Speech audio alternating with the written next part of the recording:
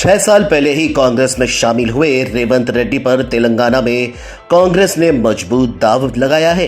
कहा तो यह भी जा रहा है कि पार्टी ने रेवंत रेड्डी को मुख्यमंत्री बनाकर तेलंगाना के सबसे मजबूत और प्रभावशाली रेड्डी समुदाय को अपने साथ जोड़ लिया है। इसके साथ ही पार्टी ने यह संदेश भी दिया है कि अगर दमदार व्यक्तित्व और उनकी पार्टी में जुड़ता है तो वह भी भारतीय जनता पार्टी की तरह दूसरे दल से आए नेता को सीएम की कुर्सी तक पहुंचा सकते हैं। पार्टी से जुड़े नेता भी मानते हैं कि रेवंत रेड्डी सिर्फ तेलंगाना ही नहीं बल्कि आंध्र प्रदेश समेत दक्षिण की सियासत में वाईएसआर की तरह मजबूत चेहरे बनकर आगे बढ़ेंगे। फिलहाल तेलंगाना में रेवंत रेड्डी को मुख्यमंत्री बनाकर पार्टी ने दक्षिण की सियासत में अपनी मजबूत पैठ बनाने की रणनीति शुरू कर दी है।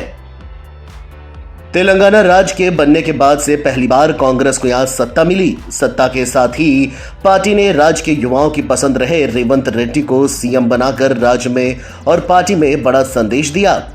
सियासी जानकार ये कहते हैं कि रेवंत रेड्डी को सीएम बनाए जाने से कांग्रेस ने एक साथ कई निशाने साधे हैं। सबसे बड़ी बात तो यही है कि कभी एबीवीपी और टीडीपी में रहे रेवंत रेड्डी को पार्टी ने सत्ता सौंप दी। इसका सीधा मतलब यही रहा कि कांग्रेस अब उस बदलाव की दिशा में आगे बढ़ रही है जिसमें जिताऊ चेहरे और पसंद किए जाने वाले व्यक्तित्व को पार्टी आगे करेगी। इसके अलावा रेवंत रेड्डी की लोकप्रियता सिर्फ तेलंगाना ही नहीं बल्कि अन्य दक्षिणी राज्यों में भी मजबूत है।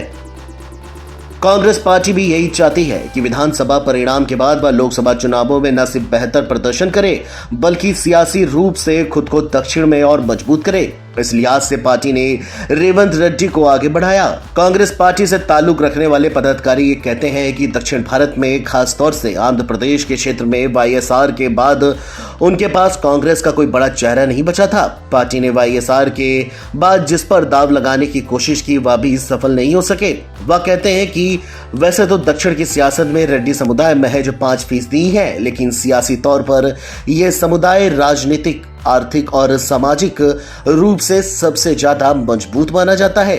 पार्टी आला कमान ने भी महज 6 साल पहले कांग्रेस में शामिल होने वाले रेवंत रेड्डी को इसलिए संपूर्ण जिम्मेदारी दी है ताकि एक संदेश इस पूरे समाज में जा सके। राजनीति की जानकारी रखने वाले कहते हैं कि रेवंत रेड्डी के माध्यम से कांग्रेस पार्टी ने अगले 2 दशक की सियासत का एक बड़ा खाका खींचा है।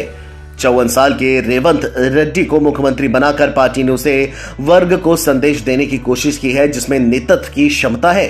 बीते 9 सालों में कांग्रेस पार्टी लगातार सत्ता में आने की जद्दोजहद कर रही थी, लेकिन लाचार नेतृत्व और कमजोर रणनीति के चलते ये सफल नहीं हो पा रहा था।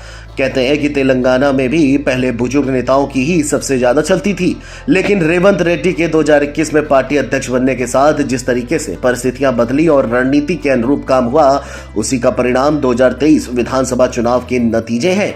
बहरहाल देखना यह होगा कि कांग्रेस का यह दाव दक्षिण की सियासत को लेकर के 2024 में कितना फायदा पहुंचाता है या नहीं।